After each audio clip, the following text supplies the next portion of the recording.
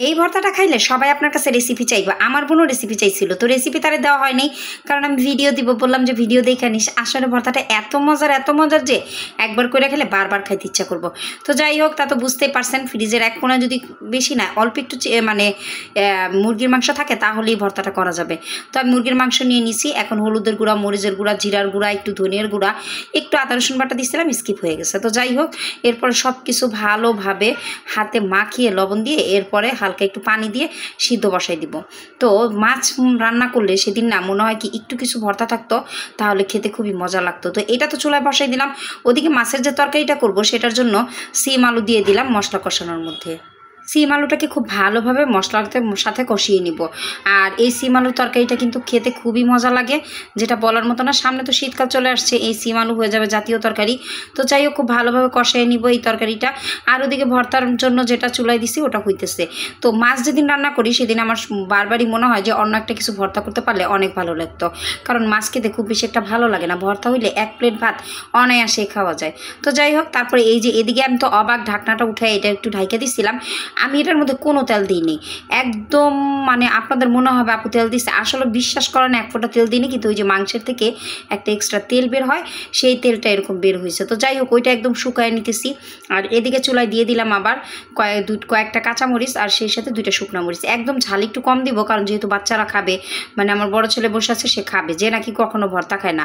তো যাই হোক, তারপরে হচ্ছে এই যে শুকায় নিচ্ছিলাম ওইটা একটু তেলের মধ্যে দিয়ে হালকা একটু ভাজা দিয়ে নিলাম। তো ভাজাভাজি করার পরে এটা খুব সুন্দরভাবে একটু ভাজা নিবেন, একটু লালচে করে। তা ভাজা হইলে এটার যে কোনো পানি পুনি থাকলে একদম শুকায় যাবে। তারপরে এবার বাটনি পিসনিতে নিয়ে নিলাম, ব্যাস। এইবার কোনো কাজ নাই, শুধু এটা পিষিয়ে নিব। আর একটু মানে কি বলবো, এটার মধ্যে শুকনো মরিচ দিলে আর একটু কালারটা লালচে আসতো, কিন্তু বাচ্চারা খাবে দেখে খুব বেশি একটা ঝাল দিইনি ভর্তাটার মধ্যে। এই চিকেন ভর্তাটা যে এত মজার, একটা সত্যি কথা বলতে কি আমিও কিন্তু প্রথম করলাম, কিন্তু অনেক মজার হয়েছে। আর আমার বোন বলছিল আপু রেসিপি দাও, আমি তার বলছি না, আমি ভিডিও দিব, ভিডিও থেকে দেখে নিস।